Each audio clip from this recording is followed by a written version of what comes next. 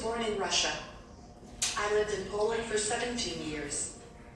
I've been in Canada since June 2011. I studied journalism on the University of Warsaw in Poland. I enjoy writing poetry. I published 4 poetry books in Poland. I am the exclusive organizer of the Miss Wheelchair Canada beauty pageant for women in wheelchairs, and the president of Wheelchair Dance Sport Association Canada.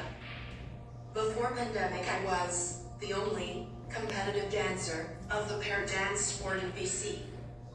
I won 10 medals in Europe and in Canada.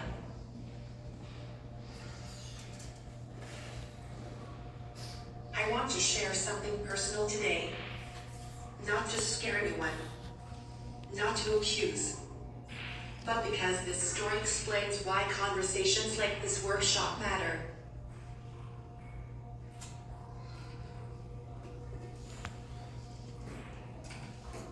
For more than 2 years, I lived with pain around my waist. For at least 6 months, I lived with increasing abdominal pain. I reported it repeatedly. I was told it was my cerebral palsy, my spine, my age, my myelopathy. Nothing to investigate, nothing urgent.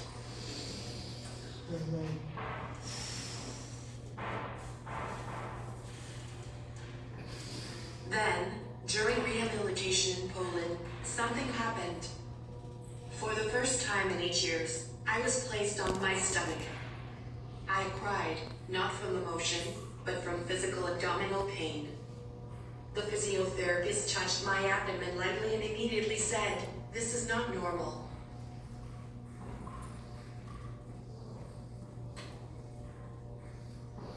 That same day, a gynecologist did an ultrasound.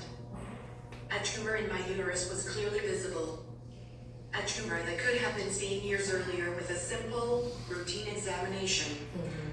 That tumor was pressing on my spine. My abdomen was increasing in size every day. I flew back to Vancouver and went straight from the airport to the emergency department.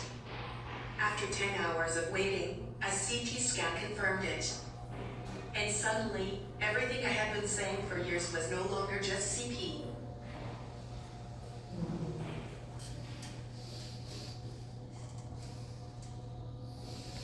What hurts most is not only the diagnosis.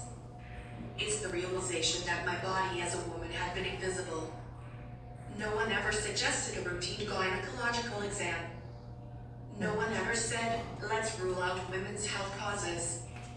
It was as if disability erased my gender.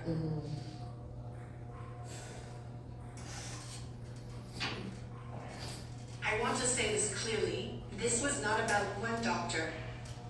This is about a system that often treats women in wheelchairs as genderless until something becomes an emergency.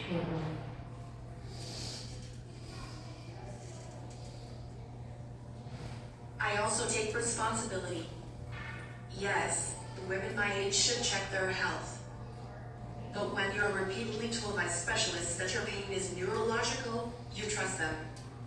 And when access is difficult, when positioning is hard, when no one offers accommodations, prevention quietly disappears. In Poland, every woman receives reminders for regular checkups. In Canada, I was told, implicitly, that these things were optional for me. They are not.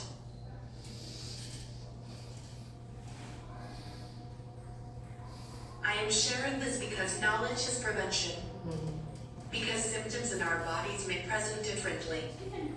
Because pain should never be dismissed just because we are used to pain. And yes, I was called an angry patient. But anger, in this case, was clarity. Anger was self-advocacy. Anger may have saved my life.